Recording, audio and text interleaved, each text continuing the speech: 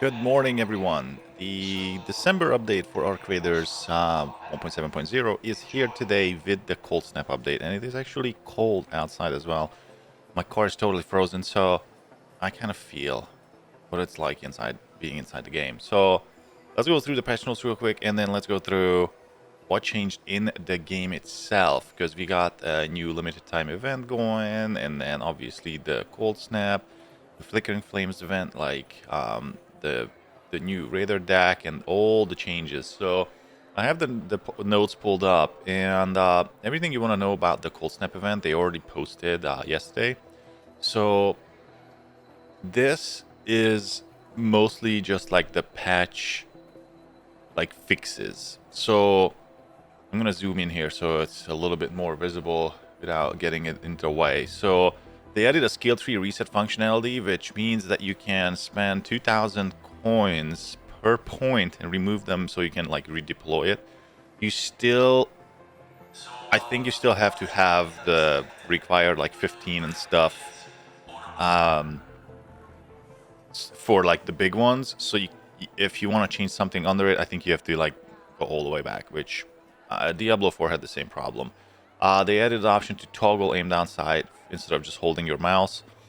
They added a soft cap to the cred, which is the currency that you spend for the battle pass or the decks. Because after finishing the first one, you could just keep collecting it. Now they put a cap on it at 800, but they didn't remove your cred. So if you got more, they did not remove the excess. But in the future, you can only get 800 before you get capped. I can show you what this looks like. So this is my main character, and I had 3,600 already for the next deck. But they limited it at 800, but they did not take it away. So if I move the camera, you can actually see it says 3673 out of 800. So this is nice. Various festive items to get you into Holiday Spirit. You obviously know what those are. I don't want to spoil anything yet. Move the Aphelion blueprint from the Matriarch to Stellamontes. Now this is weird. Why did they not just add it to Stellamontes and keep it on the Matriarch? Because now there's absolutely zero reason to kill the Matriarch unless you need the material. Some people, yeah, they will say that this is okay because less toxic if you can just loot it, or if it's behind a puzzle on Stella, sure. Raider 2 customization, I think that's a huge W. A lot of people have been asking for this. We already know that the second Raider deck will have a hockey stick as the Raider tool, but the seasonal limited time event already has a skin version of the original one. So I'm sure that there is going to be a lot of store items that will make your tool look different. Collision issues on the maps, they have to fix those. They keep fixing them. They probably still have a lot of work to do. And improve Stellamonte spawn distance, which usually probably refers to the medical and assembly, where you could actually run into a person within 4 seconds. This happened to me yesterday, but luckily he was also friendly. It's crazy. So balance changes, they buffed the Bettina finally. And this is good news. It's good news because the Bettina was good with PvE stuff, like breaking down the leg armor on the Queen. But the gun got busted really quickly because 0.43% per shot is insane. If you had a 20 magazine, you basically lost 10% durability. So now they decreased that. They also moved up the magazine, and the reload time is faster. So this may actually be now a decent weapon. The Rattler got a little bit of buff, but the only thing they changed is the magazine to go up to from 10 to 12 and the base. So it keeps obviously going up like that. They buffed the Shredder, guys. They buffed the Shredder. I don't know if we asked for this. Did they find a random topic on Reddit where somebody was like saying that they should be more crazy? I don't know. But they buffed it in multiple ways. Like, this is insane. it reacts faster, it moves faster, it engages faster. It's I don't know. We'll see how this actually works out. So achievements are not enabled in the Pick Store. So if this was literally just them not enabling them for a full month, that's like crazy. My second character is on Epic, and I had 0 achievements, even though I also already killed the queen on it and like stuff like that. So I don't know if those will trigger when I launch the game, or do I have to redo everything again? I mean, some of the stuff I probably can't even redo because my character is already like a higher level. So there's lots of animation fixes with nades and field crates and snap hooks, and when you got stuck on a zipline interact or like any interact, basically you could get stuck on and you had to like dodge roll. Those are fixed. They added more character animations, so when you like interact with stuff, it looks more natural, which is cool. The lots of arc fixes on like them interacting with things, or the aim of the arc is not correctly being shown, like who's it targeting and stuff like that. Those are good.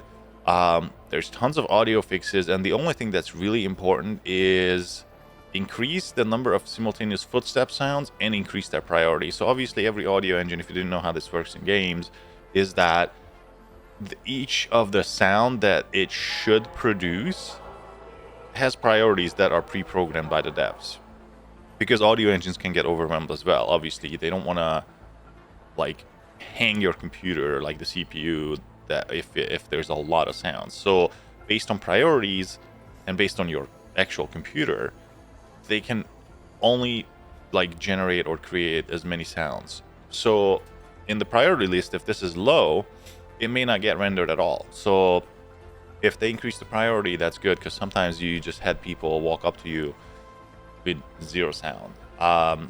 But this also means that there is probably going to be sounds that are super far away, explosions and stuff, that you will not hear anymore. So improved directional sound for arc enemies. I never had an issue with this, so I don't know which one they improved, because every single one, like, it was easy to know which direction it's coming or which direction it's trying to shoot you, like bastions and all that. Like, that was good. So they changed some of the ambient sounds in the menu, and they changed the announcements in the main menu. I actually kind of like those announcements because I feel like they just add more life to it. So I kind of miss those, I think. So they fixed a lot of map issues, which is good. There was a lot of collision issues, even like stuff spawning on the rocks and whatnot. Those are all fixed. The big thing on the maps is security lockers are now dynamically spawned across all maps instead of being statically spaced. So at first I thought this was the same lockers, but they don't always spawn. Testing it out, it actually isn't. You will find security lockers randomly all over the place, and the ones that we're used to may not be there on every raid. So that's the big one. So the loot runs are not gonna be as stale as they used to be. They moved the matriarch span point because I guess it could get stuck in that spot and it was too easy to farm. I don't know where they moved it yet. Bluegate finally got the locked gate map condition back, which is the map condition that spawns the Bobcat blueprint. So that's a huge win for a lot of people. I think that will be farmed. Increased some items and blueprint spawn rates in Stellamontes. So apparently Stellamontes before didn't really have a lot of blueprints. I haven't really played all that much on except for like the quest line and stuff. But I guess now we will be able to get blueprints there as well. So that's good. AMD crashes. I hope that's not really going to affect me because I'm in the process of actually changing out my gaming PC. I'm switching platforms finally from my i9 10850K to 9800 X3D. So I'm only swapping motherboard, CPU, and RAM. Still staying on 32 gigs, nothing crazy. but my streaming computer is having trouble keeping up with the complex stream setup that I built and the dual streaming. So I'm gonna move my 10850K down to streaming, keep everything else, and then whatever I have in my gaming PC is also staying in it, except I'm changing out obviously the motherboard, CPU, RAM. So I'm still keeping my GPU and everything. So Valve now shows your soft cred cap, that's 800, so they did do that. And I did mention that the 2000 coin per skill point is the cost of doing the respec. So they didn't take the money away, that's fantastic. There's a lot of miscellaneous fixes down here. The Geefort, the spawning in with the default skin and no gear spawn with the black dude with the weird hair. Has happened to me and a couple of my friends once or twice, especially when they had like server and matchmaking issues. So it says fixed. And from ranks from up to Daredevil 1, the leaderboards have a 3x promotion zone for the top 5, and new objectives have been added for the trials. So they didn't really change a whole lot of things. So apparently this is going to stay the same. I think that's not enough to keep the leaderboards like engaging, because I basically stopped doing it and I just bought a second character and started playing again, because just the leaderboards for me, that one skin that I'm getting from Wildcard to Daredevil, it wasn't worth it, and it was so competitive, and you had to be up in the very specific time slots when you have the bunker events and all that. Like, I'm sleeping, guys, so no.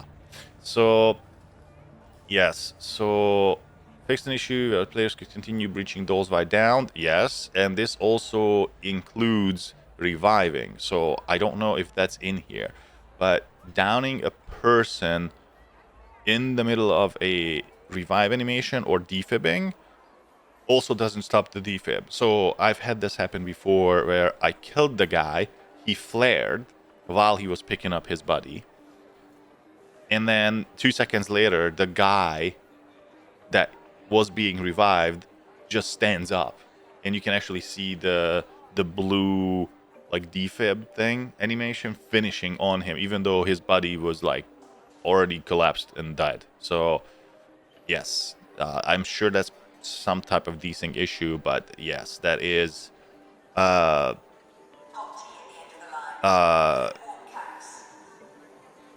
that I hope that's also on the list.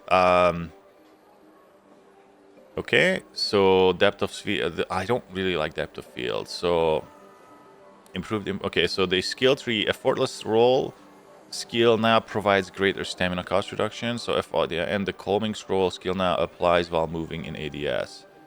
That's good, because I had that. I think that what they're talking about here is this. Yes. That's fantastic, actually. That is fantastic. So yes. Yes, but now since it's only costing 2,000 to remove this, I will be able to test out a little bit different, because this is not how I want my stuff anymore. I want to take these off. I add more to this, maybe take a couple of this here. This is maybe not needed, so we'll see. I have to do some tests before the vibe. Yes, fixed a lot of movement issues. A slight stamina cost has been added for entering a slide, which is crazy because when you slide, the stamina goes up. So, what? Okay. The Codex. Improve accuracy of tracking damage dealt in player stats. Fieldcraft item now properly count towards player stats in Codex. Fix missing sound in Codex records. Okay. Okay. Very good. Okay. Okay, last survey at the end. Very nice. So all of these are small bug fixes, but it is obviously a lot of QOL stuff. So if you're super interested, you can read all this on Embark Store, but let's look at the game and see what changed. So because look, this is a very long. So going into the game, the Flickering Flames event is live, which is the same limited time event where you can get stuff by just earning XP and getting merit scores. So the maximum, you have 27 days to do this. So it goes until mid-January, basically. And the max item is at 15,000 score, and it is the Space Wrench Raider tool, which is this orange and black and silver. It looks cool. I think this is a very nice looking thing. You also get the special candleberries that are, I think, also used as currencies. There's new quests. And then here is the Flickering Flames project. The Flickering Flames project is different than the event because you actually have to like commit items. Wine bottles gives you firecrackers. You can give in plastic parts and you get merits. You can do durable cloth. You can do candleberries, which you can find in the game, but you also get it from here. So there's two parallel events running at the same time. We've got a couple new quests that are... You know what I've been dreaming of lately? A talking water distiller. Looks like Crazy, standard huh? quests here, spaceport, We can't risk people falling. For an entire and sector to collapse like that. No wonder. yes, so these are normal quests. So in the traders, We've got clean water. there should be something that you can buy from The lights, Cred. the greenery. You can almost picture us living So topside did they again. add? Who did they add it to? Hey, Oh yes.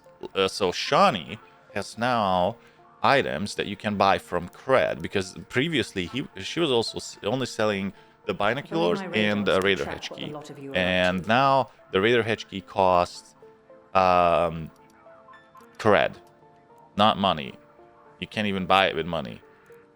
Everything here is like all these gun parts that you were able to buy with just cash. They're also here from Cred. hey. I wish they added more like higher end items compared to the Tianwen stuff, like purple.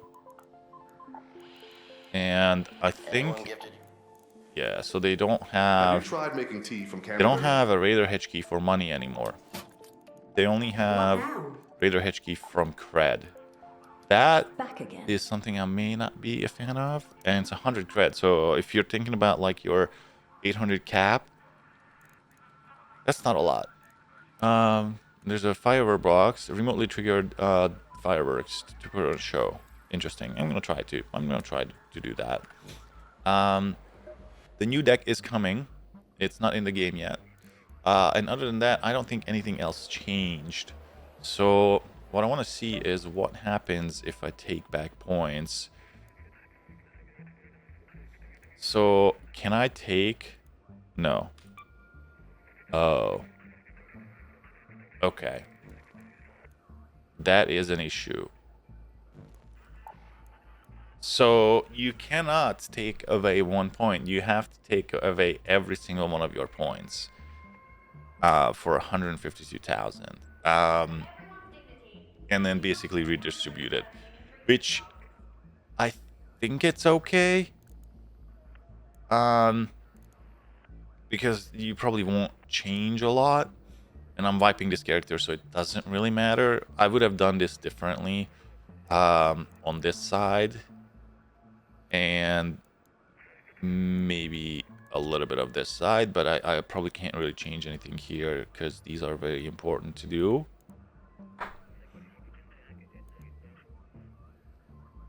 Ooh, still early. But anyway, so these are the patch notes for this. I'm gonna start working on the Flickering Flames and the Candlelight event and do some quests, and we'll check out the snowy maps because there is Cold Snap where the map is frozen. It's not a permanent thing, so you have to actually go in and do the event itself. So anyway, these are the patch notes. I hope you guys can jump on and play. I'm super excited, and see you guys in Raid.